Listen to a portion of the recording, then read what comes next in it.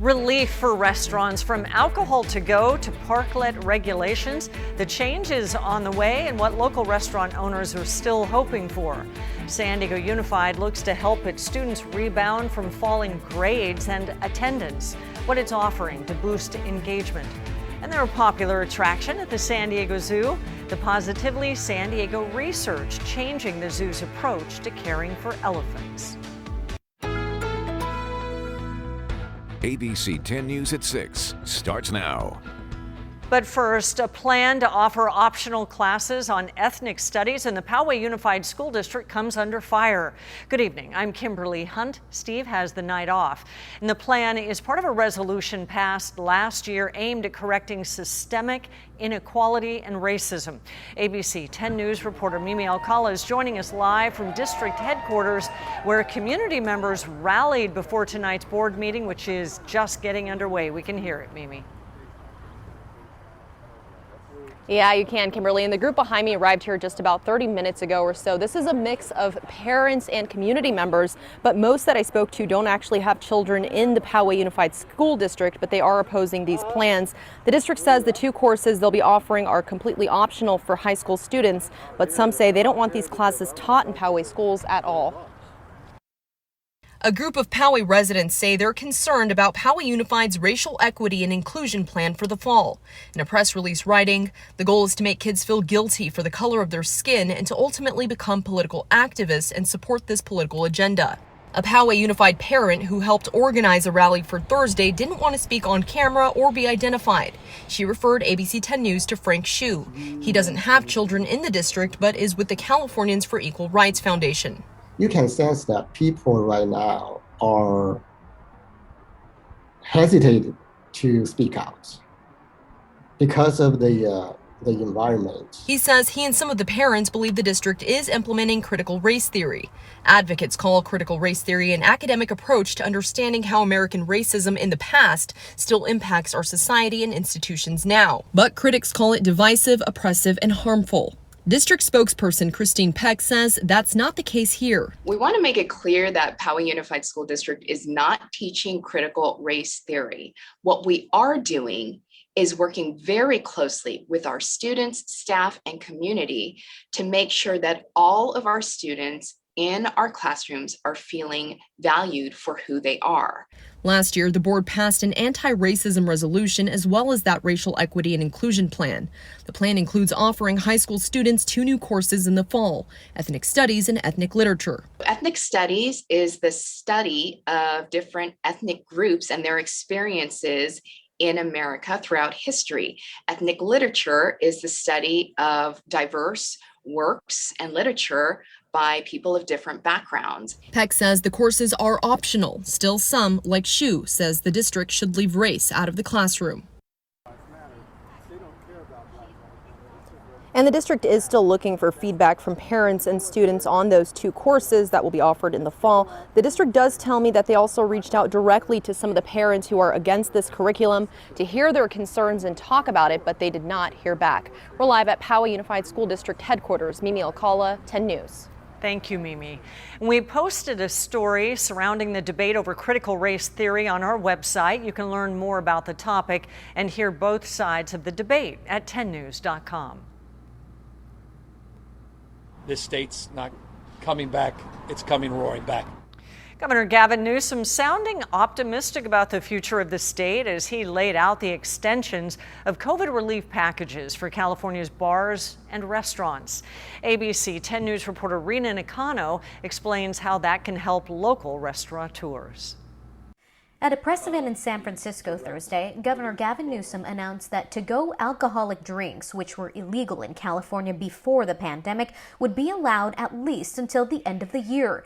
He also said the state is waiving the franchise tax board fee for those starting new businesses and that the state would back off and allow cities to regulate the use of restaurant parklets. It's revitalized neighborhoods in many respects, and about how it advanced the entrepreneurial spirit. Newsom also reminded restaurateurs of the still available $25,000 direct relief grants, the waiving of ABC licenses for 2 years, and a new proposal for rent assistance. If you've been directly impacted by COVID-19, the state of California is proposing in our new budget to take care of 100% of your rent, your back rent, going back into the previous year. In 11 months of rent I wasn't able to pay. Scott Slater owns Spitfire Tacos and Head Lettuce in La Jolla. He's also a week away from opening Understory Cocktail Lounge in Carmel Valley. It's all of 2020 we owe back rent, so that's a huge hurdle to climb, even with a busier restaurant. So very happy to hear the news. While Slater sees the state's new proposals as a great help, he's hoping local governments step up too. The biggest help that any local government can do right now is to expedite inspections. He says delays in permits and inspections during the pandemic caused him to push back the opening of Understory multiple times. It's great that you're waiving some fees, but I would much rather have that $2,100. I inspected my construction so I can open up sooner and get people employed. Rena Nakano, ABC 10 News. The extension of to-go alcoholic beverages only applies to bars and restaurants that also serve food. And here are the latest coronavirus numbers in San Diego County. There were just over 80 new cases reported today. The county also reported one more person died from the virus locally. San Diego County's new eviction moratorium is now in effect. The County Board of Supervisors passed a 2-month extension of the state's moratorium. It was set to expire June 30th. Right now, a tenant can only be evicted if they're considered a health or safety threat to others. Landlords opposed to the moratorium argue they still have to pay mortgages and the property taxes, which they say will be difficult without rent money. And renters are encouraged to apply for rent relief programs before the moratorium ends. The San Diego Unified School District is reporting that absenteeism was up. Grades were down during the pandemic. Our partners at KPBS report students of color, English learners, and students with disabilities saw the biggest drop in attendance. The district hopes that this trend will reverse as more students return to campus. It also says it's investing in counseling services to help re-engage students with learning. Students, first of all, were not feeling engaged in their classes. And then with all the other stress that's going on in students' lives and their families' lives, unfortunately, it's not surprising that we saw, a decline in attendance and an increase in chronic absenteeism. Board President Richard Barrera says he is confident that returning to in-person learning will also bring up grades across all student groups. Ralph's is kicking off a $5 million community giveaway. And now through July 10th, customers who get vaccinated at a Ralph's location will be eligible for a chance to win one of 5 $1 million checks. Winners will be chosen every week. 50 people will also be chosen to get free groceries for a year. Meantime, the state will start its weekly $50,000 cash prize drawings for newly vaccinated Californians tomorrow. And you can find more information on the many incentives now being offered to encourage COVID vaccinations on the ABC 10 News app. You find that for free in the App Store.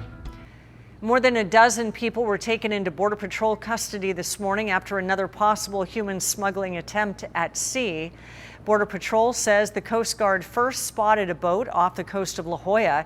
Agents responded. They say there were 16 people on board, all Mexican nationals who were dropped off in the water near the Scripps Pier. No one was hurt. Just yesterday, federal authorities pleaded with migrants not to trust their lives to human smugglers. Local law enforcement now has a new app to help them understand the area's diverse population better. The district attorney's office and its Interfaith Advisory Board developed the Cultural Awareness Project. It's designed to help officers respond respectfully during non-emergency situations. We can walk in, we can have that conversation, and making certain that we're not offending anybody, making certain that we're doing everything that we can to provide a better service. The project centers around a newly launched app. So far, it has information on 11 different communities. Categories in each group include traditions and beliefs, greetings, visiting households, and experiences with law enforcement. The Cultural Awareness Project app is free in the App Store. Sandag wants to create a comprehensive plan for developing transit from the southern border north to Sorrento Valley. The agency calls the initiative South Bay to Sorrento. The goal is to find solutions that address the climate crisis, they ease traffic congestions, and create more travel options. It's seeking public input to give every community in the area a chance to weigh in with what they think will best serve the community. Comments can be submitted on Sandag's website through July 12th. As many San Diegans continue to find themselves in need during the pandemic, one of the county's largest churches has been helping out for months. The Rock Church has been distributing groceries to members of the community. The San Diego Food Bank says 450,000 San Diegans don't have enough food every day. And that's echoed by Rock Church members who say that they are still seeing people struggle to keep food on the table. The onset, you had a tremendous amount of people who were out of work and needed resources immediately. What we're seeing now are folks in industries that are still being impacted, where they're either not back to work or maybe work is very slow for them. Today, volunteers handed out groceries at the church's San Marcos campus. Its weekly distributions will continue, and next week on June 10th in City Heights in the East County on the 15th, and the Rock Church's Point Loma campus on the 17th.